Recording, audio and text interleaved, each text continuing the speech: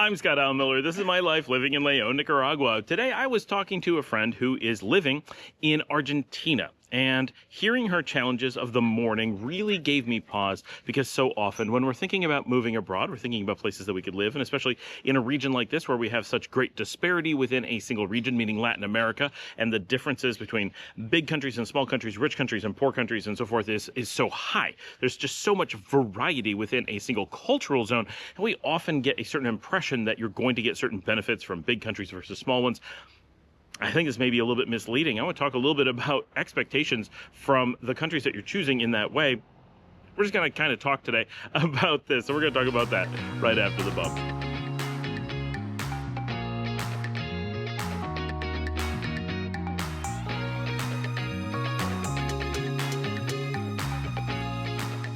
So many people, when they're considering moving to Nicaragua, really get hit by just how small of a country it is. Now, some people really don't picture how small Nicaragua is. It's a country of about 7 million, which puts it at very similar to the country of Ireland. We're just the tiniest bit smaller, maybe 500,000 people, smaller than Ireland. And some people are really surprised by that. They come to the country and are like, wow, the entire population of Nicaragua is much smaller than I was anticipating. And other people really understand how small it is. And it's a major factor in their decision making, because it, for very natural reasons, seems like countries that are this small are going to have limited resources. There's a lot of things that are really going to struggle with, because how could they possibly provide enough resources when the country is that small? And that's reasonable. There are certain things that simply take a lot. For example, in the United States, you can have major medical centers in just a few places across the country and maybe service dozens of millions of people at those regional medical centers, and then in more local spots just have small clinics or whatever. You're able to have these stages, these tiers of things so much more easily, because you're able to have things that service tens or 20s or hundreds of millions of people rather than just a few at a time, right? Anything that we have here in the city of León, we only have a departmento population of a little over 300,000. And so if you have a regional med center here, sure, we might service Chinandega too. We may have beyond a huge region, maybe 500,000, maybe 2/3 of a million people total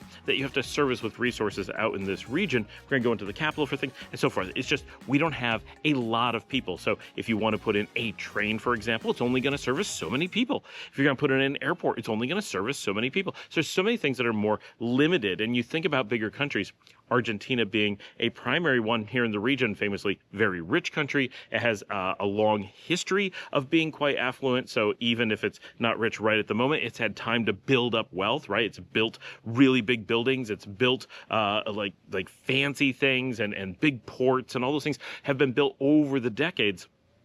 And so the wealth of infrastructure accumulates over time. And that's little countries like Nicaragua. We can't go out and build these giant edifices to humanity. We have to think on a small scale. In most cases, it's just the nature of things. We don't have enough people. There's more people in the city of Buenos Aires than there is in the country of Nicaragua, and not a close number. It's like double, right, in a single city. So when they're putting in a high-rise building, when they're putting in a port, it services so many more people than there are in Nicaragua to be serviced. And the average person isn't serviced by any given port or any given building or so forth. And so we just think in those ways. And speaking to my friend who lives in Argentina, she had to go out and get some medical care. And the challenges that she faced getting medical care were really extreme. We were just talking about the differences. She's like, and she has very simple things, like she just needs to get some eye drops, maybe have a doctor take a look at her, not a big deal. But Argentina has some different laws, and this really impacts expats when they're looking at potentially moving abroad. Now, Argentina is a beautiful country. I love Argentina,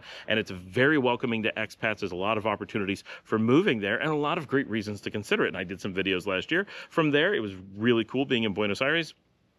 But some important things that really impact day-to-day life and would give those of us who live here in Nicaragua pause before considering a permanent move. Going to visit, even staying for quite some time, not a big deal. But if you're looking at it as your permanent home, you'd want to reconsider certain aspects that you may not think about. Here in Latin America, it is so common that it is dead simple to go out and get prescription medicines, or what Americans would consider prescription medicines. You can just walk into a pharmacy and get nearly anything right over the counter. Now, if it's something like a hardcore drug, of course, it's going to be a controlled substance. But if we're talking about an antibiotic, we're talking about a anemia medication, we're talking about a cancer medication, like basic things that you are not really likely to be abusing, very easy to get. They allow you to make make your own medical decisions. They give you the flexibility and the ability to go out and get them. When you need medicine, maybe your doctor's not available, maybe you know what you need, you've run out, maybe you've lost something. You don't want to go through a bunch of rigmarole to get necessary medicine. You want to run to the pharmacy and get what you need as fast as possible. This is a key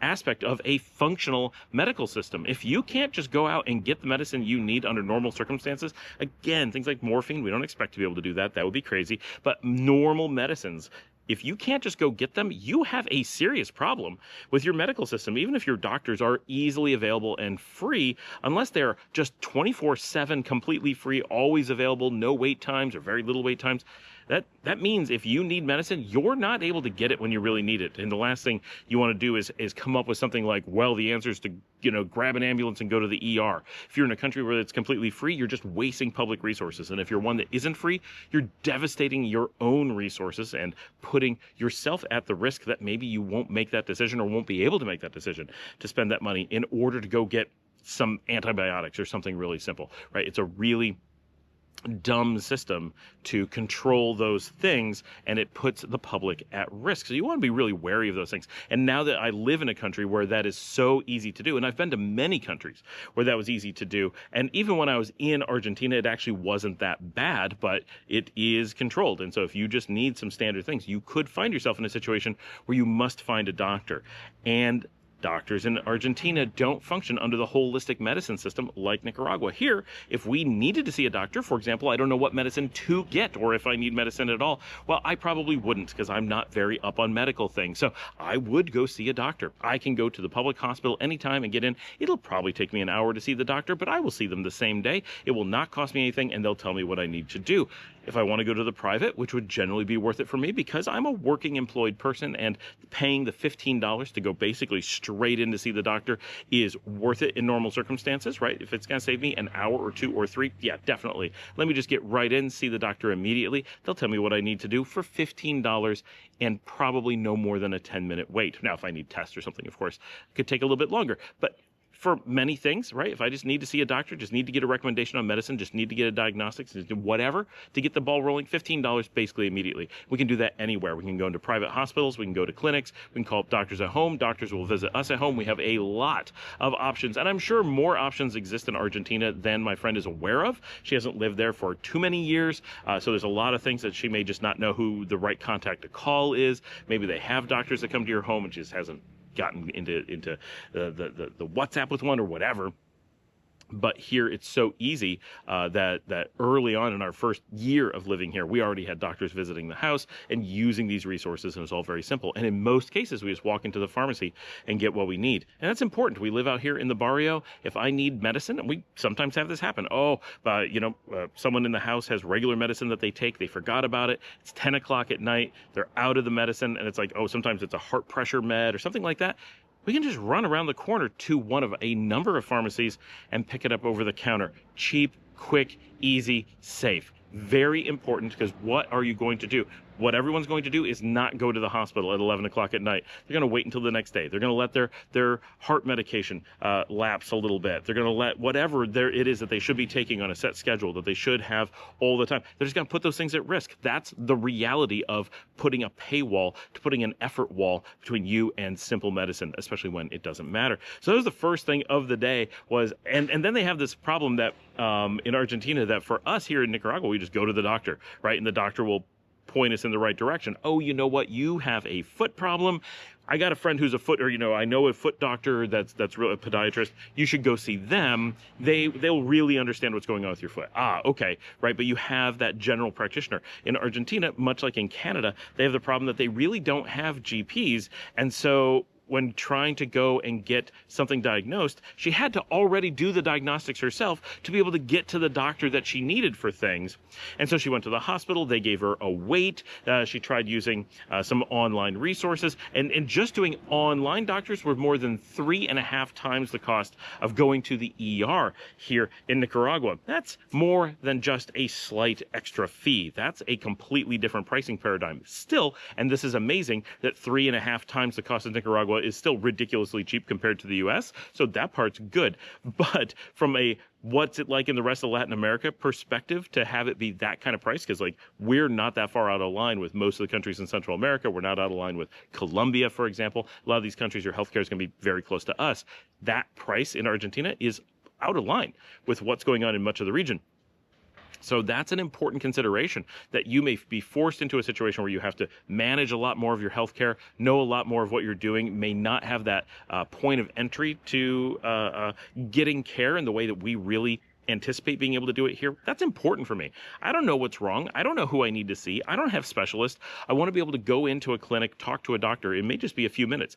Hey, doc, I feel like this is going on. Who should I see? Okay, point me in the right direction. And then that person will see me right away, right? But her thing in Argentina was she spent several hours this morning going from place to place trying to find anyone who would see her, because if someone won't see her and won't see her in a timely manner, she doesn't have access to medicine. So she can't go to the pharmacy, even though she's pretty sure she knows what she needs, which is something very safe, right? She's looking for eye drops. She cannot get medicated eye drops. Those are kept behind the need for a prescription, and the prescriptions are kept behind this knowledge of the right doctor and accessibility thing. And there's just so many barriers to getting eye drops. That's a big deal. Now, of course, if you're having a heart attack, they're going to put you in an ambulance, take you to an ER, and they're going to get you to the right person. That kind of thing is going to be fine. But in day-to-day medical care, this is a major barrier to your health and just encourages people doing reckless things. It puts the public on the back foot when it comes to healthcare. So that's something to consider when you're looking at these countries. We talk about how good the medical care is here in Nicaragua, but we often kind of picture it as being, it's generally good across Latin America. You're going to have this really great experience everywhere, and that's not actually universally true. And the places that you will often picture as being, well, Argentina must have this down. Big country, huge economy, very wealthy in general. Lots of history of this. You think of them as being very advanced and technological and educated. They must not have medical issues. This is stuff they must have completely figured out. And I'm sure it's way better than what we're used to in the US or Canada. I'm not saying that it's a terrible system. I'm saying that coming from the Nicaraguan perspective, once you've lived here or once you hear about us talking about it here, when you're looking at a place like that, the drop in care, just that introduction to care, is so big. It's so much more expensive, so much more effort, so much less certain that you're going to be able to get that care when you need it and at a price that you can afford. It's something to really consider when you're looking and a place to live. And then, of course, we're, watching my show, or if you work down here, people talk quite often about the electrical issues. But of course, like I always say, when I lived in the US, we had much worse electrical issues than we face here. The ones we face here, we generally are able to handle very easily, but they do exist. And people, when you move to a new country, you really take note of the differences, and you often perceive them as much more dramatic than they actually are. And it doesn't mean that they aren't real. It's just that we tend to, for example, people who are here and have not yet adapted to it tend to perceive the small, short electrical outages here as being very dramatic, mostly because they're not used to maintaining little batteries that would protect them against that. But then when you're in the United States, we have these big outages that you can't easily protect against, but they're less often. And so having a battery in the US, not an effective solution for those electrical problems. But in Nicaragua, almost always, for me, it has now been 4 years since I've needed to have a generator. I've not had the power out long enough that I couldn't keep working with my internet turned on, my computer turned on, and so forth, based just off the battery that I have. And so just a little bit of planning here, and I'm able to resolve issues that in the United States would be unresolvable, right? Days without power under really extreme weather conditions where, we have to do things, we're burning things in the house to keep it warm enough to try to keep the pipes from bursting and all that, things we would never have to do here, right? Completely different situation. And so we perceive, once we're here and we take the time to figure it out and you really look at how impactful it is, for most people, the electrical here is far better than in the US. But we still have this emotional feeling like, we talk about it more because it's different. And we have to be more aware of it because we're not used to it. And talking to my staff in Argentina, they face way more electrical issues than we do here. The chances that they're going to say, our power's out, and it really affects them. When we say the power's out, we mean, in 12 hours, when our batteries run out, we may have a problem. Just warning you, right? If this is if this happened in the middle of the night and it's Going into the early workday, it's worth noting that at some point during the workday, we might lose power.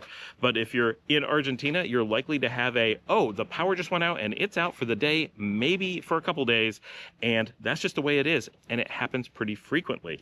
Now, it's not the worst by far, but it is noticeable that Argentina is impacted by power outages, even in Buenos Aires, in the giant capital, in ways that rural Nicaragua is not really affected.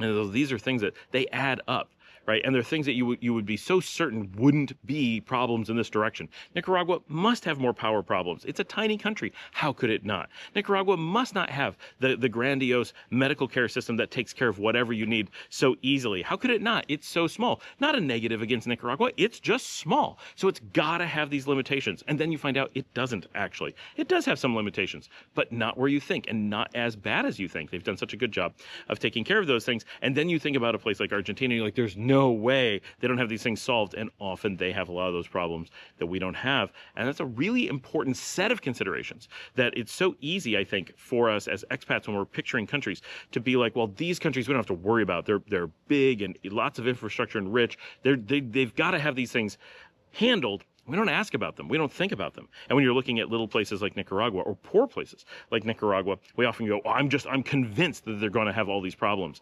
And I think so often when people are questioning, well, what do I have to do about power? What do I have to do about healthcare in Nicaragua? They don't question those same things in the places where they actually need to question them. And of course, it's always good to question, right? You should always be questioning, but come from a perspective of I just don't know, rather than, as many people do, assuming, and we have to convince them that the best healthcare, not in the whole region, but some of the best healthcare, some really good healthcare, some of the best that we've experienced, is widely available, and that's what we have here.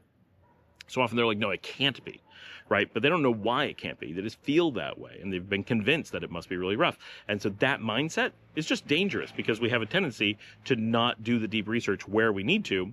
We may properly question Nicaragua, but we may not properly question Uruguay and Argentina and Chile, because we're so just conditioned to assume that they've got these things figured out, and they may actually be the places that are struggling the most with it. So just a little bit of perspective on being an expat, looking at countries and considerations for things. This really caught me off guard this morning, because I was in the same boat. I'm like, how does Argentina have more power problems than we do? How could the medical, and I had no idea that the number of problems that she ran into dealing with the medical in Argentina this morning. And I'm like, wow, these are real factors that would make me unhappy if that's things I had to worry about. If every time I got sick, I was like, oh, how am I going to see a doctor? How am I going to get medicine? How am I going to take my kids for that? And of course, there's answers, but they're not easy. Here, it's so easy. We're so used to it being so easy.